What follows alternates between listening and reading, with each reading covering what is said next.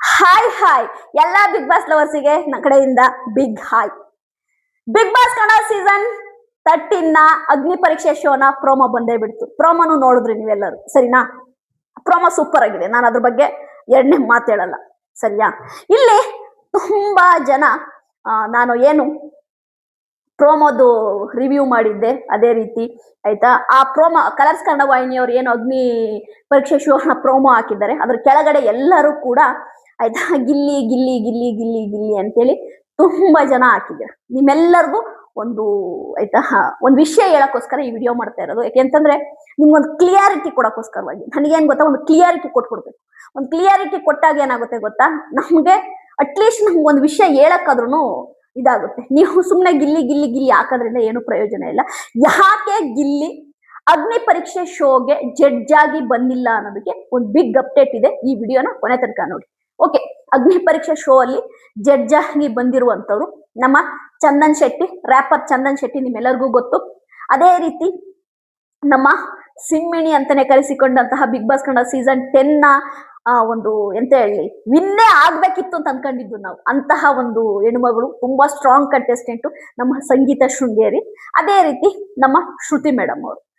ಸರಿ, ಈಗ ಇವ್ರನ್ನ ಎಲ್ಲರೂ ಒಪ್ಕೊಂಡಿದ್ದಾರೆ, ನಾನು ಒಪ್ಕೊಂಡಿದ್ದೀನಿ ಆಯ್ತಾ. ನನ್ಗಂತೂ ಸಂಗೀತ ಶೃಂಗೇರಿ ಬಂದಿದ್ದು, ವಿನಯ್ ಗೌಡ ಸಂಗೀತ ಶೃಂಗೇರಿ, ಶ್ರುತಿ ಮ್ಯಾಮ್ ಬಂದಿದ್ದು ತುಂಬಾ ಖುಷಿಯಾಗಿದೆ. ಅದೇ ರೀತಿ ಚಂದನ್ ಶೆಟ್ಟಿ ಇವ್ರು ಕೂಡ ಬಂದಿದ್ದು ನಂಗೆ ತುಂಬಾ ಖುಷಿಯಾಗಿದೆ. ಸರಿಯಾ? ಇಲ್ಲಿ ಗಿಲ್ಲಿ ಫ್ಯಾನ್ಸ್ ತುಂಬಾ ಜನ ತುಂಬಾ ಬೇಜಾರು ಮಾಡ್ಕೊಂಡಿದ್ದಾರೆ. ಗಿಲ್ಲಿ ಬರ್ಲಿಲ್ಲ ಗಿಲ್ಲಿ ಬರ್ಬೇಕಿತ್ತು ಅಂತ. ನನ್ನ ವಿಡಿಯೋ ಕೆಳಗಡೆನೂ ಹಾಕಿದ್ದಾರೆ, ಅದೇ ರೀತಿ ಆ ಪ್ರೋಮೋ ಕೆಳಗಡೆನು ಹಾಕಿದ್ದಾರೆ. ಯಾಕೆ ಬಂದಿಲ್ಲ ಗಿಲ್ಲಿ ಅಂತ. ಇಲ್ಲಿ ನಾನು ಹೇಳೋ ಕೊಟ್ಟಿರೋದು ಏನ್ ಗೊತ್ತಾ,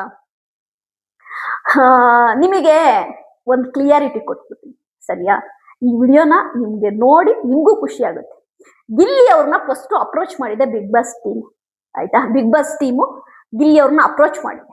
ಗಿಲ್ಲಿ ಅವರೇ, ಈ ತರ ಅಗ್ನಿ ಪರೀಕ್ಷೆ ಶೋ ಇದೆ, ನಿಮ್ದು ಒಂದು ಅಗ್ರಿಮೆಂಟ್ ಇದೆ ಅಲ್ವಾ, ಬರ್ತೀರಾ ಜಡ್ಜ್ ಆಗಿ ಅಂತ ಕೇಳಿದೆ, ಸರಿಯಾ?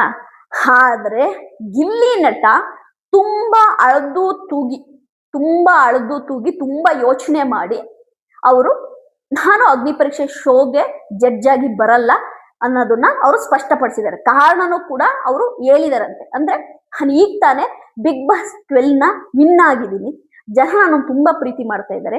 ಅಗ್ನಿ ಪರೀಕ್ಷೆ ಶೋ ಬಂದ್ಬಿಟ್ಟು ಹೇಗೆ, ಆ ಫಾರ್ಮೆಟ್ ಏನು ನನಗೆ ಗೊತ್ತು.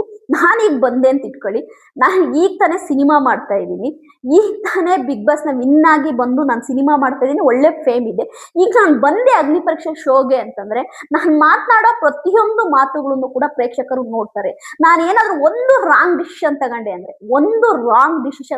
ಅಂತಂದ್ರೆ ಖಂಡಿತವಾಗ್ಲೂ ನನ್ನ ಈ ಪಾಪ್ಯುಲಾರಿಟಿ ಬುಡಮೇಲಾಗುವಂತಹ ಸಾಧ್ಯತೆ ಇದೆ ಆಯ್ತಾ. ಎಷ್ಟು ಅವನು ನನಗೆ ನಿಜವಾಗ್ಲೂ ಗಿಲ್ಲಿ ತುಂಬಾ ಬ್ರಿಲಿಯಂಟ್ ಅನ್ನೋದಕ್ಕಿಂತನೂ ತುಂಬಾ ಚೆನ್ನಾಗಿ ಮೈಂಡ್ ವರ್ಕ್ ಮಾಡುತ್ತೆ ಗಿಲ್ಲಿ ತಗೊಂಡಿರೋ ನಿರ್ಧಾರ ತುಂಬಾ ಸರಿ ಇದೆ, ಗಿಲ್ಲಿ ಹೇಳಿರೋ ಮಾತು ಸರಿ ಇದೆ. ಅಂದ್ರೆ ಗಿಲ್ಲಿ ಯಾವುದೇ ಒಂದು ಕಾಮನ್ ಕಂಟೆಸ್ಟೆಂಟ್ ಏನು ಅಗ್ನಿ ಪರೀಕ್ಷೆಯಲ್ಲಿ ಬರ್ತಾರೆ, ಅವರ ಬಗ್ಗೆ ಏನಾದ್ರೂ ಒಂದು ಮಾತಾಡೋದು, ಇಲ್ಲ ಅವ್ರ ಬಗ್ಗೆ ಏನಾದ್ರು ಒಂದು ರಾಂಗ್ ಸ್ಟೇಟ್ಮೆಂಟ್ ಕೊಟ್ರೆ, ಗಿಲ್ಲಿಯವರ ಈ ಒಂದು ಏನು ಆಯ್ತಾ ಈ ಸಕ್ಸಸ್ ಇದೆಯಲ್ಲ, ಈ ಸಕ್ಸಸ್ಸು, ಈ ಫ್ಯಾನ್ಗಳ ಪ್ರೀತಿ, ಅದೇ ರೀತಿ ಏನೊಂದು ಬಿಗ್ ಬಾಸ್ ಅಲ್ಲಿ ಅವರು ತಗೊಂಡಿದಾರಲ್ವ ಒಂದು ಪ್ರೀತಿ, ಜನಗಳ ಪ್ರೀತಿ, ಅದೇ ರೀತಿ ಮೂವಿ ಮಾಡ್ತಾ ಇದ್ರೆ ಇದೆಲ್ಲವೂ ಕೂಡ ಬುಡಮೇಲಾಗುವಂತ ಸಾಧ್ಯತೆ ಇರುತ್ತೆ. ಯಾಕೆಂದ್ರೆ ಅಗ್ನಿ ಪರೀಕ್ಷೆ ಶೋ ಬಂದ್ಬಿಟ್ಟು ಅದ್ ಹೆಂಗೆ ಗೊತ್ತಾ, ಈಗ ಅಲ್ಲಿ 4 ಜನ ಜಡ್ಜ್ ಇರ್ತಾರೆ ಅಂತಂದ್ರೆ ನನಗ್ ಯಾರೋ ಒಬ್ರು ಬಿಗ್ ಬಾಸ್ ಕನ್ನಡ ಸೀಸನ್ 13ಗೆ ಹೋಗ್ಬೇಕು ಅಂತಿರುತ್ತೆ, ಪಕ್ಕದಲ್ಲಿರೋ ಜಡ್ಜಿಗೆ ಅವ್ರು ಹೋಗ್ಬಾರ್ದು ಅಂತಿರುತ್ತೆ.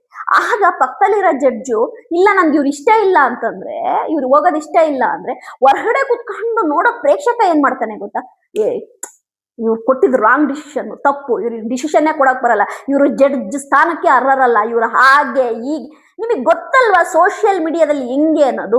ಅದೆಲ್ಲದನ್ನು ಗ್ರಹಿಸಿದಂತಹ ನಮ್ಮ ಗಿಲ್ಲಿ ನಟ ಅವರು ನಾನು ಅಗ್ನಿ ಪರೀಕ್ಷೆ ಶೋಗೆ ಜಡ್ಜ್ ಆಗಿ ಬರಲ್ಲ, ಸಾರಿ ಅವ್ರು ಹೇಳಿದ್ರಂತೆ, ನಾನು ಬರಲ್ಲ, ಬೇಕಾದ್ರೆ ಬಿಗ್ ಬಾಸ್ ಕನ್ನಡ ಸೀಸನ್ 13ಗೆ ನೀವು ಯಾವತ್ತಾದ್ರೂ ಒಂದಿನ ಗೆಸ್ಟ್ ಆಗಿ ಕರೀರಿ, ಬರ್ತೀನಿ, ಅದೇ ರೀತಿ ನನ್ನ ಪಲಾರ್ ಸಿನಿಮಾ ಪ್ರಮೋಷನ್ಗೆ ಬರ್ತೀನಿ ಅಂತ ಹೇಳಿದ್ರಂತೆ.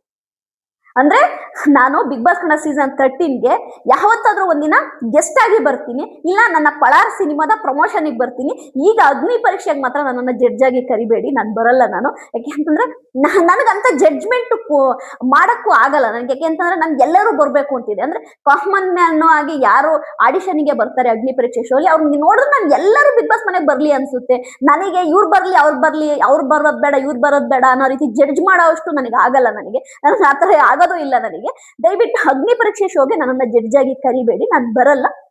ಬೇರೆ ಯಾವುದೇ ಶೋಗೆ ನೀವು ಬೇಕಾದ್ರೆ ಗೆಸ್ಟ್ ಆಗಿ ಕರೀರಿ, ನಾನು ಬರ್ತೀನಿ. ಬಿಗ್ ಬಾಸ್ ಕನ್ನಡ ಸೀಸನ್ 13ಗೆ ನೀವು ಗೆಸ್ಟ್ ಆಗಿ ಕರೀರಿ, ನಾನು ಬರ್ತೀನಿ. ಬಟ್ ಅಗ್ನಿ ಪರೀಕ್ಷೆ ಶೋಗೆ ನಾನು ಬರಲ್ಲ ಅಂತ ಹೇಳಿದ್ರಂತೆ ಗಿಲ್ಲಿ ನಟ ಅವರು. ಗಿಲ್ಲಿ ನಟ ಅವರು ಯಾವಾಗ ಅಗ್ನಿ ಪರೀಕ್ಷೆ ಶೋಗೆ ನಾನು ಬರಲ್ಲ, ನಾನು ಖಂಡಿತವಾಗ್ಲೂ ಬರಲ್ಲ ಅಂತಂದಾಗ ಲಾಸ್ಟ್ ಮೂಮೆಂಟ್ ಅಲ್ಲಿ ಆಯ್ತಾ, ನಮ್ಮ ಯಾರು ಚಂದನ್ ಶೆಟ್ಟಿ ಅವರು ಬಿಗ್ ಬಾಸ್ ಕನ್ನಡ ಸೀಸನ್ 13 ಅಗ್ನಿ ಪರೀಕ್ಷೆಗೆ ಜಡ್ಜ್ ಆಗಿ ಬಂದಿದ್ದಾರೆ. ಅದು ಇಲ್ಲಿ ಚಂದನ್ ಶೆಟ್ಟಿ ಅವರು ಕೂಡ ಫುಲ್ ಇರಲ್ಲ ಅಂತ ಹೇಳ್ತಿದ್ದಾರೆ. ಅಂದ್ರೆ ಚಂದನ್ ಶೆಟ್ಟಿ ಅವರು ಥ್ರೂ ಔಟ್ ಅಗ್ನಿ ಪರೀಕ್ಷೆ ಇರಲ್ಲ, ಅವರು ಜಸ್ಟ್ ಗೆಸ್ಟ್ ಅಂತ ಹೇಳ್ತಿದ್ದಾರೆ. ಗೊತ್ತಿಲ್ಲ, ನನಗೆ ಕನ್ಫರ್ಮ್ ಇಲ್ಲ. ಅಂದ್ರೆ ಇಲ್ಲಿ ಜಡ್ಜ್ ಆಗಿ ಅಗ್ನಿ ಪರೀಕ್ಷೆ ಶೋನ ಕೊನೆ ತನಕ ಇರೋರು 3 ಜನ. ಒಂದು ನಮ್ಮ ಸಂಗೀತ ಶೃಂಗೇರಿ ಅವರು, ಅದೇ ರೀತಿ ವಿನಯ್ ಗೌಡ ಅವರು, ಅದೇ ರೀತಿ ಶ್ರುತಿ ಮ್ಯಾಮ್ ಅವರು. ಸರಿಯಾ? ಇಲ್ಲಿ ಚಂದನ್ ಶೆಟ್ಟಿ ಬಂದ್ಬಿಟ್ಟು ಜಸ್ಟ್ ಗೆಸ್ಟ್ ಅಂತ ಹೇಳ್ತಿದ್ದಾರೆ. ನನಗೂ ಗೊತ್ತಿಲ್ಲ, ಶೋ ನೋಡಿದಾಗ್ಲೇ ಗೊತ್ತಾಗ್ಬೇಕು. ಇಲ್ಲಿ ಒಟ್ಟಾರೆಯಾಗಿ ಗಿಲ್ಲಿ ನಟ ತಗೊಂಡಿರುವ ನಿರ್ಧಾರ ಸರಿ ಇದೆ. ನಾನು ಒಬ್ಬ ರಿವ್ಯೂವರ್ ಆಗಿ ನಾನು ಏನ್ ಹೇಳ್ತೀನಿ ಅಂತಂದ್ರೆ, ನಾನೇ ಕೂಡ ನಾಳೆ ಯಾರಾದ್ರೂ ಒಂದು ಒಳ್ಳೆ ಕಂಟೆಸ್ಟೆಂಟ್ ಅನ್ನ ಕೂತಿರುವಂತ ಜಡ್ಜುಗಳು ಇವ್ನ್ ಬೇಡ ಬಿಗ್ ಬಾಸ್ ಬರೋದು ಅಂದ್ರೆ ನಾವೇ ಬೈತೀವಿ. ಯಾಕೆ ಬರೋದ್ ಬೇಡ, ಅವ್ನ್ ಚೆನ್ನಾಗ್ ಮಾಡೋದ್ನಲ್ಲ, ಒಳ್ಳೆ ಅವನಿಗೆ ಇದಿದೆಯಲ್ವಾ, ಬಿಗ್ ಬಾಸ್ ಬಂದ್ರೆ ಸೂಪರ್ ಕಂಟೆಂಟ್ ಕೊಡ್ತಾನಲ್ವಾ, ಅವ್ನ್ ಯಾಕೆ ಬೇಡ ಅಂದ್ರೆ ಅಂತ ನಾವೇ ಆರ್ಗ್ಯೂ ಮಾಡೋದಿದೆ. ಗಿಲ್ಲಿ ತಗೊಂಡಿರುವಂತಹ ಒಂದು ಏನು ನಿರ್ಧಾರ ಇದೆ ಅದು ಸರಿ ಇದೆ. ನಾನು ಎಲ್ಲಾ ಗಿಲ್ಲಿ ಫ್ಯಾನ್ಸಿಗೂ ಒಂದೇ ಹೇಳೋದು, ನೋಡಿ, ಬಿಗ್ ಬಾಸ್ ಮನೇಲಿ ಒಂದು ಸರಿ ಫೇಮ್ ಬಂತು, ಸಕ್ಸಸ್ ಬಂತು ಅಂದ್ರೆ ಮತ್ತೆ ಯಾವ್ದೇ ಕಾರಣಕ್ಕೂ ಆಯ್ತಾ ಬಿಗ್ ಬಾಸ್ಗೆ ಸಂಬಂಧಪಟ್ಟಂತಹ ಯಾವುದೇ ಶೋಗಳಲ್ಲಿ ಹೋಗಬಾರದು. ಇನ್ನು ನೀವು ಅರ್ಥ ಮಾಡ್ಕೊಂತೀರ ಅಂತ ನಾನು ಅನ್ಕೊಂಡಿದೀನಿ, ಅರ್ಥ ಆಗಿದೆ ಅಂತ ಅನ್ಕೊಂತೀನಿ. ಬಿಗ್ ಬಾಸ್ ಅಲ್ಲಿ ಒಂದು ಸರಿ ಸಕ್ಸಸ್ಸು, ಒಂದು ಸರಿ ಫೇಮ್ ಸಿಕ್ಕಿದ ಮೇಲೆ ಬಿಗ್ ಬಾಸ್ಗೆ ಮತ್ತೆ ಕಾಲಿಡಬಾರ್ದು. ಅದು ಹೇಗ್ ಬೇಕಾದ್ರೂ ಉಲ್ಟಾ ಹೊಡಿಯುತ್ತೆ, ಏನ್ ಬೇಕಾದ್ರೂ ಉಲ್ಟಾ ಹೊಡಿಯುತ್ತೆ. ಆಯ್ತಾ? ಹಂಗಾಗಿ ಬಿಗ್ ಬಾಸ್ ಅಲ್ಲಿ ಒಂದ್ಸರಿ ಸಕ್ಸಸ್ ಸಿಕ್ಕಿದೆ ಗಿಲ್ಲಿ ನಟನ್ಗೆ, ಒಳ್ಳೆ ಫೇಮ್ ಇದೆ. ಈಗ್ಲೂ ಕೂಡ ಗಿಲ್ಲಿ ನಟ ಅಂತಂದ್ರೆ ಅವ್ನ್ ಎಲ್ಲಿ ಹೋದ್ರು ಗಿಲ್ಲಿ ಹಂಗೆ ಮುತ್ಕೊಂತಾರೆ, ಗಿಲ್ಲಿ ಗಿಲ್ಲಿ ಗಿಲ್ಲಿ ಅಂತ. ಆ ಫೇಮು, ಆ ಸಕ್ಸಸ್ ಆಗೇ ಇರ್ಲಿ. ಗಿಲ್ಲಿ ಅವರು ನಿಜವಾಗ್ಲೂ ಕೂಡ ಪಳಾರ್ ಸಿನಿಮಾದ ಪ್ರಮೋಷನ್ಗೆ ಬಿಗ್ ಬಾಸ್ ಕನ್ನಡ ಸೀಸನ್ 13 ಶೋಗ್ ಬಂದೇ ಬರ್ತಾರೆ.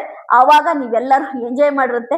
ನಾನು ಹೇಳಿದ್ ಕರೆಕ್ಟ್ ಅನ್ನೋದಾದ್ರೆ ಆಯ್ತಾ, ಇದು ವಿಡಿಯೋನ ಲೈಕ್ ಮಾಡಿ, ಅದೇ ರೀತಿ ಶೇರ್ ಮಾಡಿ, ಅದೇ ರೀತಿ ಸಬ್ಸ್ಕ್ರೈಬ್ ಮಾಡಿ. ಒಂದು ತಿಳ್ಕೊಳ್ಳಿ, ಗಿಲ್ಲಿ ಮಾಸ್ಟರ್ ಪೀಸು ಒಂದು ಟ್ರೆಂಡ್ ಸೆಟ್ ಮಾಡಾಗಿದೆ. ಆ ಟ್ರೆಂಡ್ ಟಚ್ ಮಾಡಕ್ಕೂ ಯಾರ ಕೈಲೂ ಆಗಲ್ಲ. ಬಾಯ್.